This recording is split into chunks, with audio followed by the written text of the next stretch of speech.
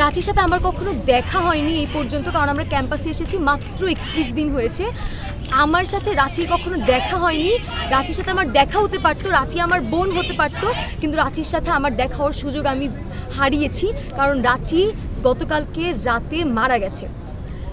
ক্যাম্পাসের নিরাপত্তার অবহেলার কারণে এই ঘটনা ঘটেছে।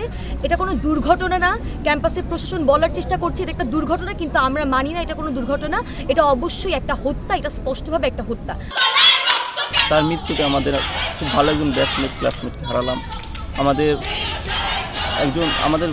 ডিপার্টমেন্ট থেকে একজন মেধাবী স্টুডেন্টকে আমরা হারালাম। তার অনেক স্বপ্ন ছিল, পড়াশোনা করবে, দেশের বাইরে যাবে, এস্টাবলিশ হবে। তো সেক্ষেত্রে এখন কি বলবো, আমি নিজেই ভাষা খুঁজে পাচ্ছি না।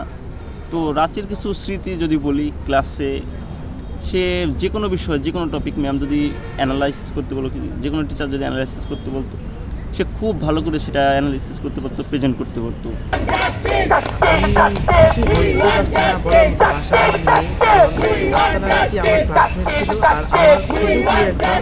বন্ধু ছিল, আর আমি তাকে বোনের মতোই দেখতাম।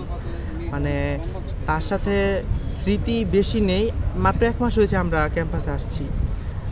এক মাসের মধ্যে যে তাকে হারাতে হবে, মানে তা ভাবতে এখন গায়ে কাটা দিয়ে ওঠে। কালকের আগের দিনও আমরা একসাথে ছিলাম, কালকেও আমরা একসাথে ছিলাম বলতে, কিন্তু আজকে যে হারিয়ে ফেলবো, গতকালই হারিয়ে ফেলেছি, তা এখনো ভাবতে পারছি না।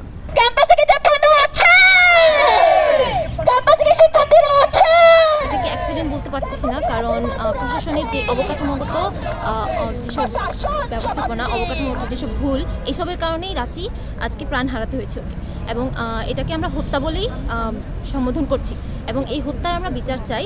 আমরা নতুন ব্যাচ যখন এসেছিলাম আমাদের সবাই বলেছিল আমরা সবচেয়ে লাকি ব্যাচ, সবচেয়ে ভাগ্যবান ব্যাচ, কারণ আমরা সবচেয়ে নিরাপদ ক্যাম্পাস পাচ্ছি। কিন্তু নিরাপদ ক্যাম্পাসের ওই প্রমিসটা, ওই যেই প্রমিসটা আমাদের দেওয়া হয়েছিল, ওইটা আমরা পাইনি, পূরণ হয়নি।